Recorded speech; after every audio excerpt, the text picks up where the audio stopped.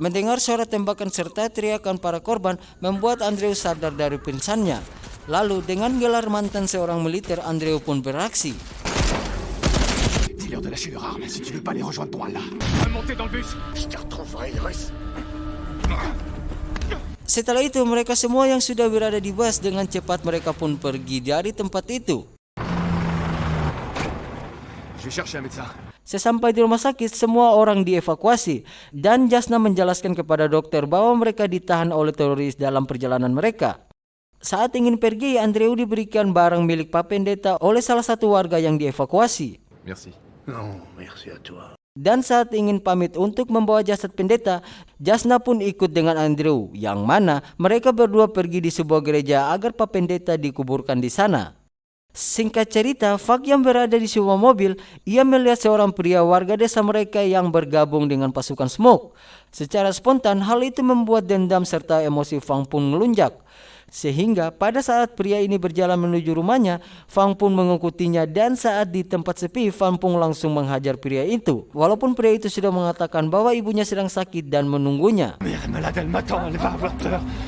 Moi aussi j'avais une mère. Namun saat ingin membunuh pria itu, Fadil datang dan menahan Fang. Sehingga terjadi baku pukul di antara mereka berdua, yang mana Fadil membiarkan Fak untuk mencekiknya.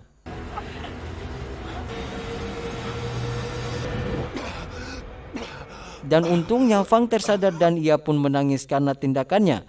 Lalu ia memberikan senjatanya kepada Fadil.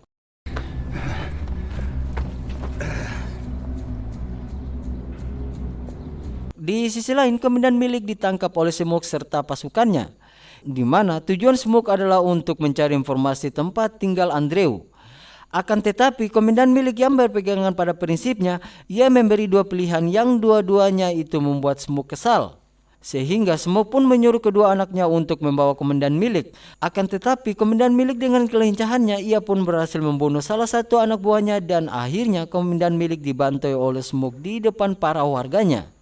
Anjir, gitu banget jahatnya tuh orang, anjir. Emosi gue kalau lihat orang kayak gini. Maksudnya lu kalau mau eksekusi seseorang ya jangan di depan warga juga, karena itu mengintimidasi para warga, tai.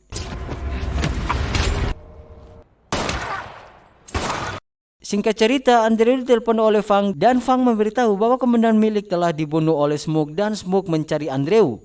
Di sisi lain, saat Jasna sedang mendonorkan darahnya, ada seorang suster yang masuk dan mengajak Jasna untuk bertemu dengan Dr. Strange. Dan ketika berada di ruangan dokter, ternyata sudah ada seorang Smoke, seorang pembantai tanpa ampun. Lalu scene pun bergeser di sebuah bandara dan di sini bisa dipastikan Dr. Strange bersekongkol dengan Smoke untuk bisnis jual organ tubuh manusia. Je représente les intérêts de ceux qui ont convaincu le monde entier d'aider des gens comme vous à récupérer le Kosovo. Vous l'avez oublié? Dan karena di sini Dr. Strange memerintahkan Smoke, akhirnya saat dokter dengan mobilnya berjalan, Smoke memerintahkan untuk menahan dokter. Lalu Smoke pun mendekati mobilnya dan menembak dokter serta susternya. Pengen bunuh tuh bunuh aja gitu, tai. Nggak ada otak emang.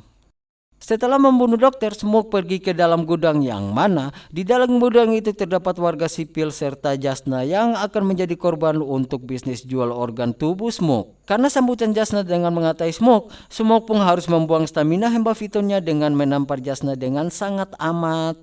Vous êtes un assassin. Je suis pas un assassin. Anjir, gue ngerasa mau bajir gitu lihat Smoke menampar Jasna. Pelan banget, dia kan jahat ya. Tiba-tiba namparnya pelan tuh kaget gue. Karena Jasna yang tidak memberi informasi alamat Andreu, Smoke pun membunuh salah satu warga sipil. Setelah itu Smoke pun mengambil anak kecil, yang mana hal itu membuat Jasna membuka mulutnya untuk memberitahu tempat tinggal Andreu. Saat Smoke sedang mengoceh, pria dari warga sipil menyuruh anak kecil itu untuk bersembunyi. Touchez pas à l'infirmière, c'est compris. Faktanya, saat Smoke sedang bersiap-siap untuk pergi ke tempat Andreu dan tangan kanannya pergi ke tempat Fang, para warga sipil ini dibantai habis oleh pasukan Smoke dan yang tertinggal hanya seorang anak kecil dan Jasna.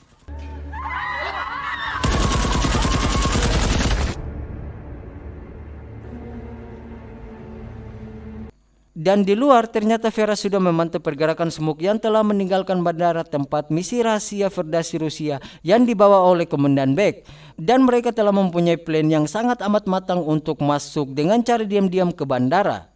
Dan di sini mereka membagi kelompok menjadi 3. Komandan Beck dengan Barry akan mengambil alih ruang operator.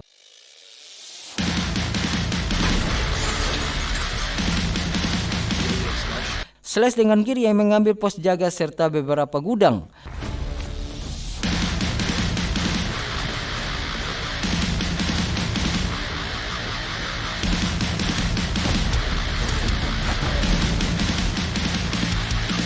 Sementara Vera ditugaskan untuk mengambil alih terminal dan dengan gampangnya Vera pun berhasil. Terminal nettoyé. Dengan kematangan plan, akhirnya mereka berhasil mengambil alih bandara. Akan tetapi, misi mereka hanya untuk menahan bandara sampai kedatangan pasukan Rusia serta tank BTR-nya, dan saat itu juga pasukan dari Komandan Beck langsung mundur. Dan inilah misi yang disebut sebagai misi rahasia. Di sisi lain, terlihat pasukan perdamaian Rusia serta tank BTR-nya bersiap untuk OTW ke bandara yang berada di Slatina. Kemudian Slash dengan Geary yang sedang melakukan penggeledahan di sebuah gudang di mana mereka mendapatkan peralatan lengkap di dalam dan sebuah serbuk sabu yang amat banyak. Eh ben mon vieux, y en a pour un paquet. Di sisi lain, Smoke serta Amir yang berada dalam perjalanan. Smoke menyuruh Amir untuk kembali ke markas karena saat Smoke menghubungi pihak markas tak ada respon dari mereka. Scene pun berpindah pada Andrew serta Fang dan Fadil, yang mana mereka bertiga ingin masuk ke bandara dan menghabisi semua pasukan Smoke di sana. Dan singkat saja, saat mereka masuk, semua pasukan Smoke sudah tidak ada karena Komandan Beck sudah membereskan mereka semua. Namun saat Fang dan Fadil sedang masuk dengan diam-diamnya, terjadi pukul-pukul antara Fadil dan Fang melawan Slash.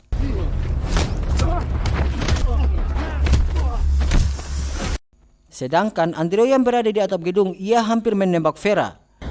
Chataille? Ils sont avec moi.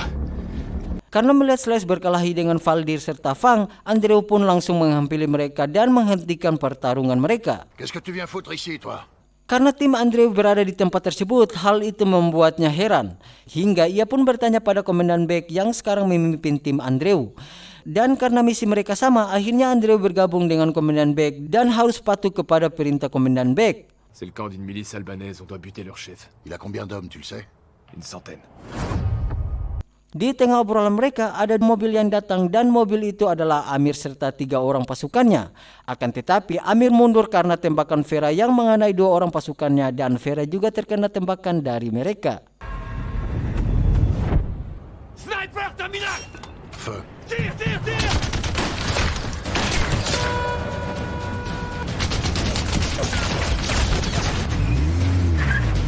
Setelah itu mereka masuk di salah satu gudang dan di sana mereka menemukan mayat dan menemukan Jasna yang terlihat sedang ketakutan.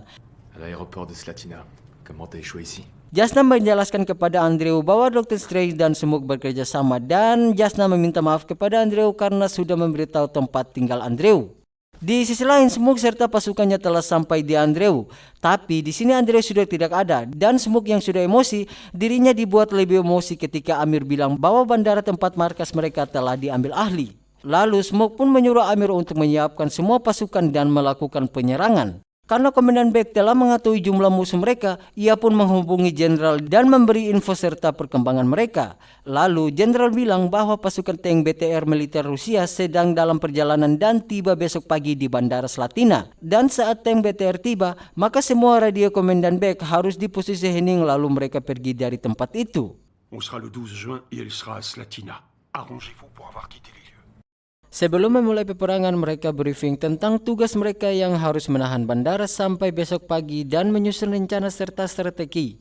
Yang mana komandan punya ide untuk mempersiapkan titik tembak di sekitar area, di mana Andrew berada di sekitar gudang, Geary dan Fadil berada di atap terminal, Barry sebagai seorang pakar peledak serta ranjau, maka tugasnya memasang ranjau di sekitar daerah dan untuk mendapatkan ledakan lebih dahsyat, maka mereka menambahkan beberapa drum berisi bensin. Setelah itu, maka di pos jaga Barry dengan Fang yang akan menjaga di area paling depan. Lalu, Vera sebagai seorang penembak jitu tempatnya berada di atap gedung paling tinggi untuk view lebih luas untuknya. Sedangkan Slash dengan Komandan Beck akan berada di titik operator di mana tempat itu merupakan tempat pertemuan. Kemudian Andreu meminta kepada Komandan Beck untuk membiarkan Jasna bersamanya agar diri Jasna lebih aman. Setelah semua persiapan sudah disiapkan, tiba-tiba ada seorang bocil yang datang dengan sepedanya masuk ke markas dengan santainya. Dan bisa dipastikan bocil ini telah didoktrin oleh Smoke agar ia mau masuk ke dalam dan lihat situasi di dalam. Deh, sekolah dulu deh, ampun dah. Ini yang paling takut dari terorisme nih, kalau udah doktrin tuh gak kenal umur cok. Dan tak lama kemudian bocil itu pun pergi dan untungnya ia tak terkena ranjau yang dipasang oleh Barry. C'est pas par hasard qu'ils envoient des gamins en temps de guerre. Di sisi lain, anak kecil perempuan ini ternyata masih ada di dalam dan baru saja keluar dari persembunyiannya. Dan di sini ia melihat Andreu serta Jasna, yang mana Jasna memberikan persediaan obat-obatan untuk Andreu. Lalu Andreu menyuruh Jasna untuk pergi ke tempat Komandan Beck agar dirinya aman dan Andreu memberikan Jasna pistol. Sebelum pergi, Jasna menanyakan nama Andreu yang sebenarnya, yang mana selama ini Jasna tahu bahwa Andreu namanya Reid. Setelah memberitahu namanya, Jasna memberikan sedikit ipokan semangat kepada Andreu dong. Reste en vie, André. Chataille, vous étiez vraiment trop mignons tous les deux. Saat Andreu sedang bersiap-siap dengan senjatanya, Slash datang untuk berterima kasih kepada Andreu karena ia telah melindungi Slash dan membuang ketua penjahat dari helikopter, yang mana Slash bilang itu adalah tindakan layaknya seorang pemimpin sejati. Setelah itu Andreu pun memberikan kalung militer Kyria kepada Slash. Sebelum mulai pertempuran, Kyria dan Fadil melakukan sholat. Dan saat hampir malam, mereka semua sudah di posisi mereka sesuai dengan rencana yang diatur oleh Komandan Beck.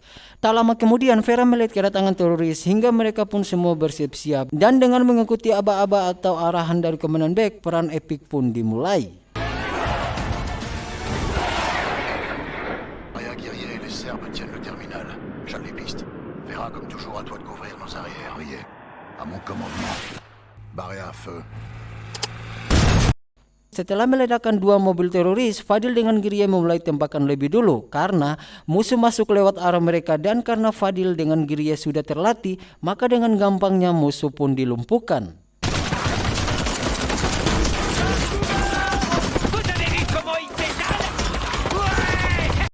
Dari sisi lain, musuh yang telah siap di arah Andreu, mereka pun masuk dengan aba-aba Smoke serta Amir. Akan tetapi, dengan ranjau yang dipasang oleh Barry serta drum bensin, maka pasukan teroris dengan gampangnya terjatuh dan regu pertama dari teroris berhasil dilumpuhkan.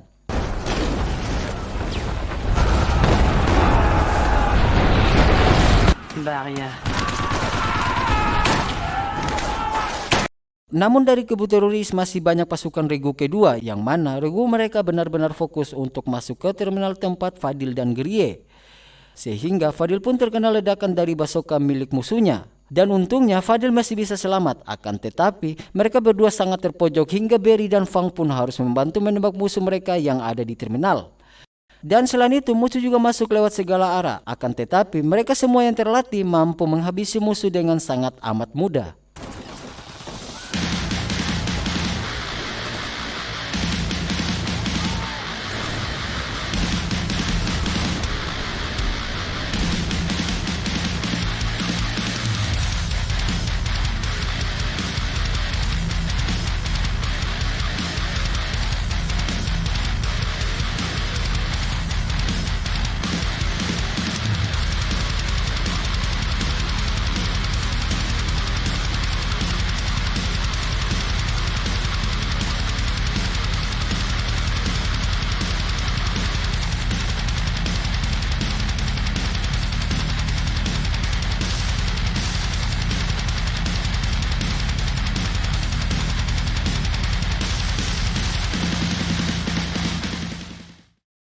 Di sisi lain, anak kecil perempuan ini masuk ke gedung utama.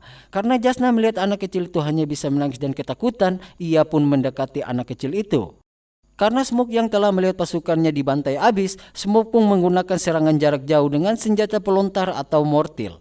Di mana serangan ini berhasil membuat mereka semua jadi panik dan harus berlindung. Vous avez entendu ça?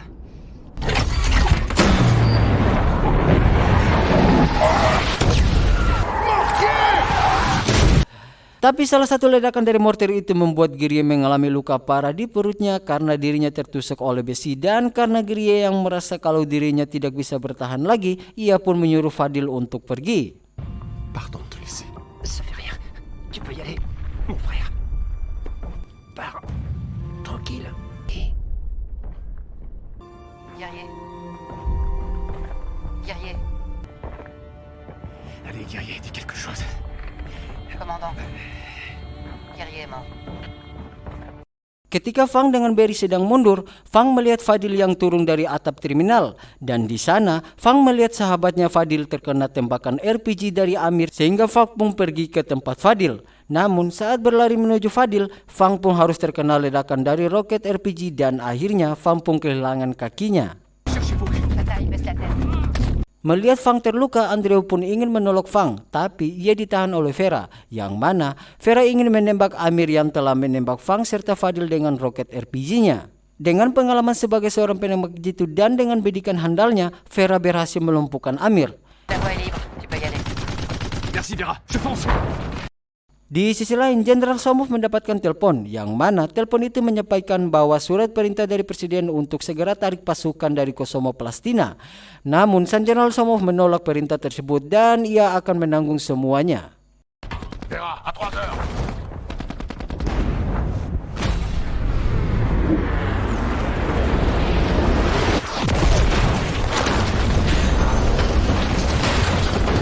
Kembali ke medan peperangan. Setelah terkena ledakan dari basoka, untungnya Vera masih selamat walaupun dirinya tak bisa berdiri akibat tertiban oleh beton. Di sisi lain, pihak pemerintahan menghubungi pasukan BTR yang dalam perjalanan, di mana pihak pemerintahan menyuruh mereka untuk berhenti dan menunggu perintah selanjutnya. Sampai di sini biarkan saya jelasin dulu guys. Jadi pihak pemerintahan melakukan pemberhentian ini tanpa sepengetahuan Jenderal Somov. Dengan bimbangnya akhirnya Kolonel BTR menghentikan perjalanannya. Si on les met pas à l'abri, ils vont mourir. Ouais, je sais. Mais avant ça, il faut me débarrasser de ça. Karena merasa senjata pelontar itu sangat merepotkan, Celeste pun ingin menghentikan aksi dari tembakan pelontar, yang mana ia menggunakan mobil yang berisikan bensin. Dan saat mereka semua melihat tindakan Celeste, mereka semua berusaha melindungi Celeste. Anjir, di sini tuh keren banget, cok.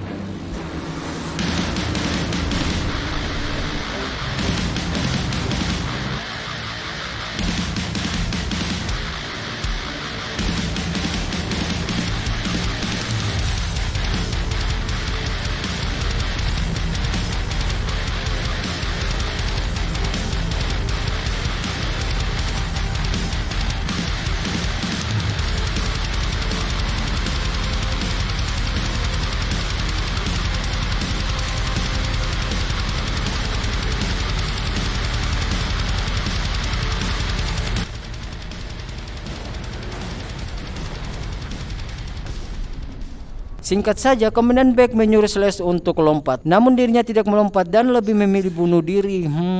Lalu udah keren gitu, mati cuk.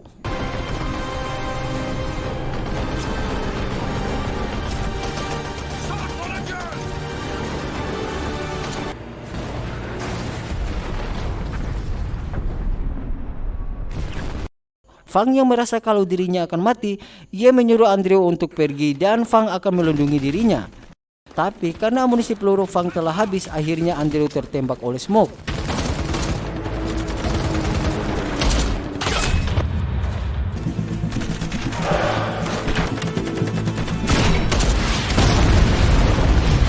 Mamam tuh basoka.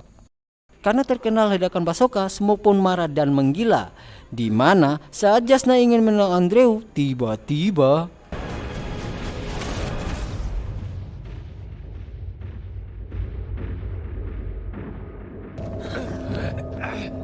karena Andreu yang melindungi Jasna, akhirnya dirinya tertembak hingga ia pun sekarat. Komandan Beck yang merasa sudah tidak punya power untuk bertahan, Komandan Beck pun menjemput mereka semua dengan mobil dan terjadi sedikit aksi tembak-tembakan, namun mereka berhasil menaiki Andreu ke mobil dan mereka semua naik ke mobil lalu mereka pun pergi.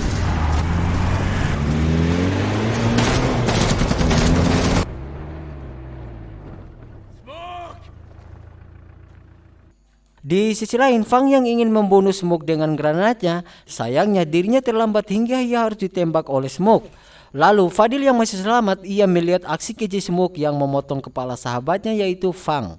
Kemudian Smoke pun membawa kepala Fang untuk mengintimidasi komandan serta anak buahnya. Dan karena tim Komandan Beck yang telah kehabisan peluru, mereka pun memutuskan untuk melakukan bunuh diri agar para musuh tidak bisa mendapatkan informasi dari mereka. Akan tetapi pasukan dari Smoke kabur secara tiba-tiba, dan Kapten Beck yang ingin menarik pelatu, Barry menyuruh mereka untuk berhenti karena Barry mendengar pasukan BTR Rusia telah tiba. Tous avec moi! Arrête! Lalu Smoke yang merasa powernya telah hilang, ia pun ingin kabur. Namun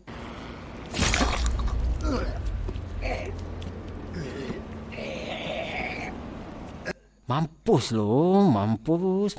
Benci banget gue sama dia di dalam film ini. Sampai di sini biar saya jelasin dulu guys. Jadi kenapa saya ingin kabur? Smoke membawa topi merah milik Fang. Karena kalau dengan topi merah itu Smoke bisa selamat dikarenakan topi itu milik kepolisian lokal Serbia. Kemudian Kolonel BTR berhasil masuk ke bandara dan menyelamatkan Jasna serta anak kecil. Dan di sisi lain Komandan Beck serta anak buahnya pergi meninggalkan bandara karena itu adalah misi mereka yang hanya menahan bandara sampai tank BTR Rusia tiba. Setelah itu ada sebuah helikopter Inggris yang ingin mendarat, namun dihalangi oleh tank BTR hingga mereka tak jadi untuk mendarat. Kemudian mobil Inggris yang ingin lewat tiba-tiba dihalangi oleh tank BTR Rusia. Lalu Komandan Inggris bilang kalau mereka tak ingin memulai perang dunia ketiga. Di sebuah berita, warga Serbia sangat senang dan berterima kasih kepada Rusia yang telah membantu mereka dan memberikan akses kepada militer Rusia untuk menangani bandara Slatina.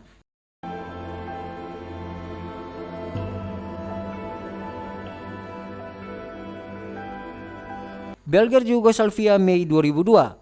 Saat selesai dari gereja, Jasna hendak berjalan pulang dan di situ ada sebuah taksi yang di dalamnya terdapat Andreu dan Goran yang bisa dipastikan Andreu masih selamat. Lalu di sini Andreu ingin bertemu dengan Jasna tapi ia tak berani sehingga Goran berhasil meyakinkan Andreu. Jasna!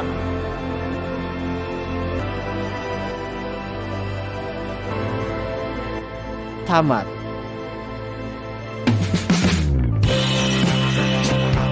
Oke guys, sekian dari hasil review alur cerita film The Balkan Line tahun 2019. Secara alur ceritanya bagus banget karena ini berdasarkan kisah nyata. Yang saya suka dari alur cerita film ini tuh yang dibuat rumit dengan konsep editing cutscene to cutscene, sehingga itu membuat sedikit tantangan bagi saya untuk mereview film ini. The best lah ini film. Alur ceritanya bagus, konsep editingnya keren, CGI-nya juga keren, sound dan scoring musiknya juga the best. Pokoknya the best lah, aktornya juga bagus banget lagi. Pesan yang bisa kita ambil dari film ini versi saya, jumlah tak menentukan sebuah kemenangan, tapi kemenangan tergantung dari sebuah strategi matang serta pengalaman seseorang dalam memimpin. Oke guys, jangan lupa subscribe, like, dan share jika kalian suka dengan channel ini. Sekian dari saya Chanku, mohon untuk undur diri jika ada kata atau bagian sini yang terlewatkan, mohon dimaafkan. Bye bye guys, sampai ketemu lagi di next video. I love you guys.